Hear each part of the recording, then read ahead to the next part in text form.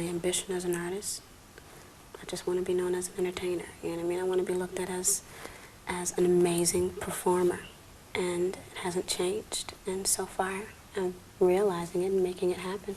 There were times when I felt like I was in a daze and I couldn't believe that this was happening. I'd worked so hard, you know, I'd been rejected, you know, I lost on Star Search. I auditioned with a lot of record companies that didn't think I had it, so to finally have that album and have that success, you know, I was like, wow, you know, I did it. So even to this day, there are times when I sit back and I'm like, wow, you know, I'm acting now, I'm really doing everything that I want to do, and it's an amazing feeling. So the fact that, you know, some people weren't sure and didn't really think I had what it took, you know, of course it was painful. Rejection is painful, but, you know, I felt deep in my heart and in my soul that I had it and that I would do it and that I could do it.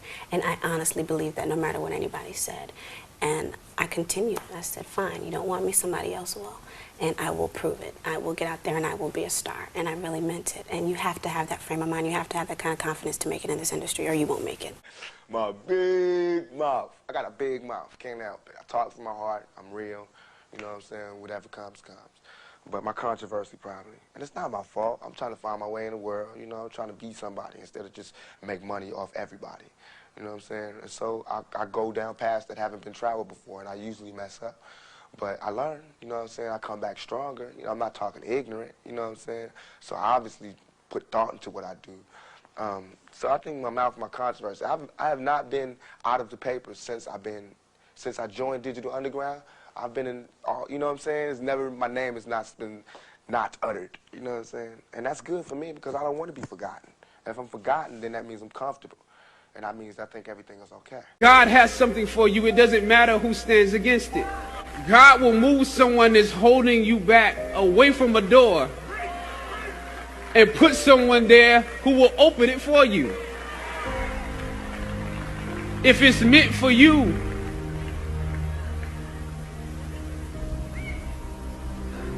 I don't know what your future is, but if you're willing to take the harder way, the more complicated one, the one with more failures at first than successes, the one that has ultimately proven to have more meaning, more victory, more glory, then you will not regret it.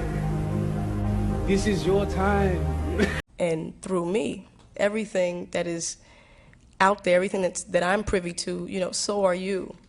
If you get that into your system and get that into your spirit and understand that, you know, we're not separated by anything, not time, nor space, not talent, nor gift, just acknowledgement and understanding where our gifts come from. In order to promote something higher, I mean, I feel now, at the ripe old age of 25, that the only thing that I could do is serve others. You understand what I'm saying? And because there are people who have not reached that point in their walk, you know, yes, there's a little anger, there's a little resentment, because you raise a standard. You know, you especially when you do it and you make some noise and you're saying something that holds a mirror up to a lot of the negativity and self-indulgent things and messages that a lot of other people, you know, but we're all young. For me now, I'm learning that it's more important to be righteous than to be right. I've tried to be right. You know, this is right. This is an injustice. This is a travesty. I'm right. But I've been very unrighteous and still right. You know, I live in this physical body. This is like my address, like 22 Eder Terrace. I just gave everybody my address, but that's my address. Fight me, no. But this is where I live, you know, but there's something much deeper. Who I am, you know, has nothing to do with, you know, the hair and the shoes and stuff, even though I like shoes. So I pray for the people who don't understand me. And I tell you, to be honest with you, I pray more now to understand than to be understood. I pray now to learn how to love than to be loved. Because our enemies are not physical bodies. They're actually our family. They don't know it, and we don't always know it. But our enemies are not, you know, they're not flesh and blood. And our problems are not flesh and blood, even though we think they are. Until you conquer the enemy in yourself, you can't deal with anyone. In order to be used by God, you have to really be used. You know, we always want to be used for the glorious jobs. Let God put me on the stage in front of the people in the Grammy show with a nice dress on. Let me just praise your name. But that's not being used. Sometimes in order to be used, you also have to be humiliated. You know, love is an incredible thing, and we don't know love like we should. We always talk about, I have unconditional love. Unconditional love is, we don't even know it, because if a person stops stimulating us, we stop loving them. We're all trying to get to this next level without, as my brethren says, without the next level finding us. You know, it's like life is peaks and valleys. And some people think some people explain that as good times, bad times, but I actually think it's learning or let's say learning mastership, okay, or study mastership. And that's what you stay stuck on top of one hill, one mountain, when, you know, God's intention is that we study and master a bunch of different things. But, you know, once you're on the top of that mountain, you have to go this way. And then once you learn and you go through that, you are on the top of another one. So I would just encourage everybody, never be afraid of not knowing. Never be afraid of not knowing. You know, find out. Words is powerful, you know? And I think that the ability to articulate, you know, you could really impact people.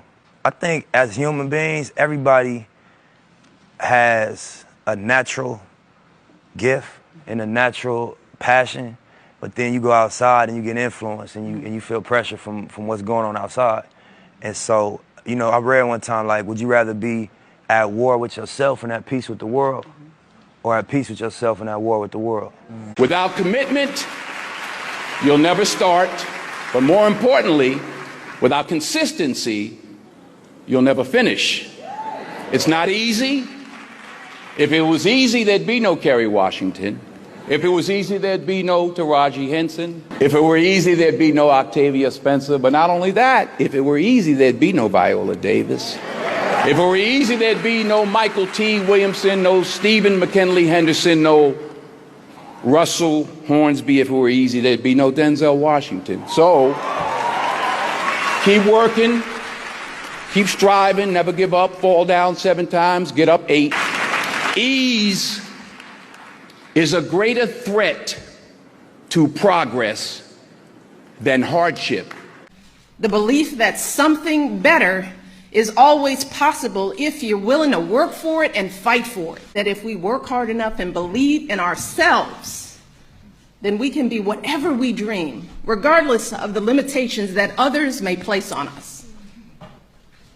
The hope that when people see us for who we truly are, maybe, just maybe, they too will be inspired to rise to their best possible selves. To me, you have to love what you do. Yes, absolutely. With your entire molecular structure. Understand, find your passion. You've got to be in it to win it. I gave up many times. And let me be honest with y'all. You can laugh if you want, but I'm a talented motherfucker. And wait, now listen to me, and I know it. You want to know why? Because I was 5 years old. I sang my first solo in church. I looked at the reaction of the congregation, and I stood there with my thumb in my mouth saying to myself, this is life. I knew my passion right away. I knew it before that. But that's what you've got to find. The elevator to success is broken. Take the stairs. Yes.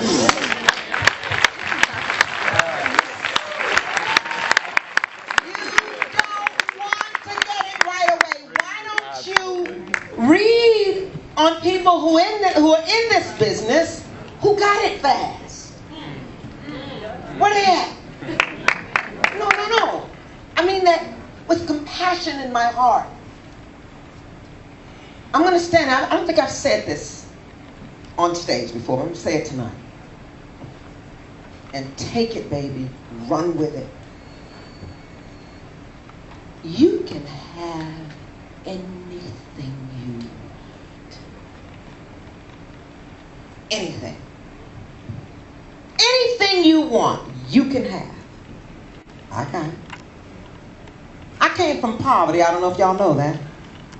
I used an outhouse until I was in the 9th grade. And to add insult to injury, that outhouse was across from the school, so I was teased every day. That's how poor I was. And I was hungry as a kid.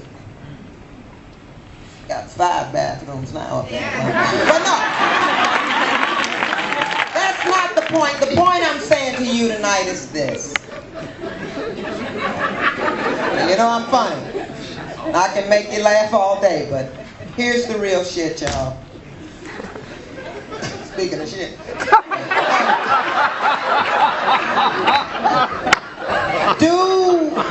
I do speak in Proverbs, and I'm not ashamed of it, but you do your best and you leave the rest.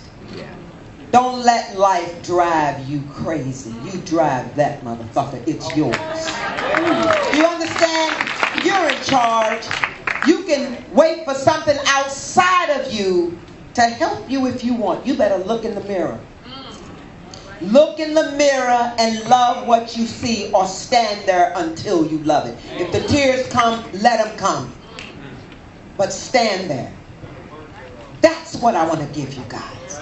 I don't care what profession you go in. Don't think it's going to come overnight. It's not. Your job is to do the work. Who am I? Because, honey, if you don't know who you are in the back of that limousine, it doesn't matter. It comes to you, and you have to accept it. And you could denounce it if you want. It's going to be a hard life after that, though. You're going to be at odds with yourself. So I started, understanding, studying, reading. It came to the point where it says in many books, many esoteric, and then I accepted it. And I was like, okay, this is what comes with it. It's a gift and a curse. In order to advance as a spiritual person or a clairvoyant person, the Caribbean witch that I am, I have to accept these things that come with it. And solitude is one of them. And that's okay with me. Better than being average and mediocre. Fight the good fight, because people are telling me I can't. You can't do this. You can't. Are you crazy? You're moving to California with your son. You'll never make it. I was 26 when I decided to come here. There's the age thing. Oh, you're too old. If you listen to people, and if you allow people to project their fears onto you, you won't live. What if I believed those people who told me that when I became pregnant in college that I wouldn't finish? I walked across that stage with my son on my hip, and I collected my degree, my diploma. I didn't hear the naysayers when they were like, you're too old to go to California. If you don't hit by 25, you're not going to make it. I will be 46 this year. I am just touching the surface. I am just getting started. When I do start to be like, damn, this is a lot, you know what I'm saying? It's just like, that's what it's supposed to feel like. If you are going toward what the vision look like, and that's like greatness. That's, on multiple levels. Mm-hmm. That's the vision that I'm working toward. So I'm like, I just think about that. Like, this shit ain't supposed to feel, comfortable. It's supposed to be uncomfortable. It's supposed to stretch you. It's supposed to be a burden to a degree. And you gotta, wrap your mind around that and accept it and embrace it. And you catch some wisdom off of that. Don't let life fuck you up. It's yours. It's yours to drive. Get up in the morning, write down what you're gonna do in a day. Be happy on your way to your job, even if you don't like it. You gotta be happy on your way to happy. Don't think you're gonna get there and be happy. You carry yourself with you. You can't run. I've tried to run. And I got money to run. But you meet yourself when you get there. You meet yourself when you get there, babies. You can't run. Make them see you. Now, if you've ever been called dumb, unattractive, overweight, unworthy, untalented, well, so have I. Whatever you do, don't let negativity of people projecting their own self-doubts on you deter you from your focus.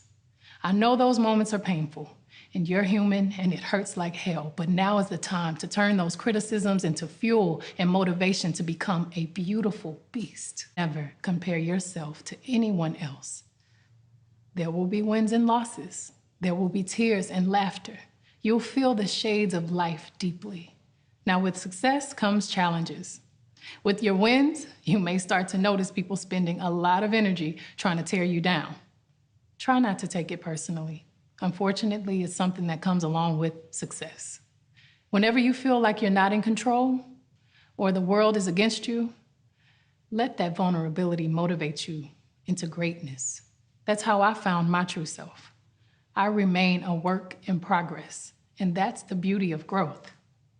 I've been happiest when I let go and allow life to show me the next move. When you bet on yourself, you're making an investment into your own future.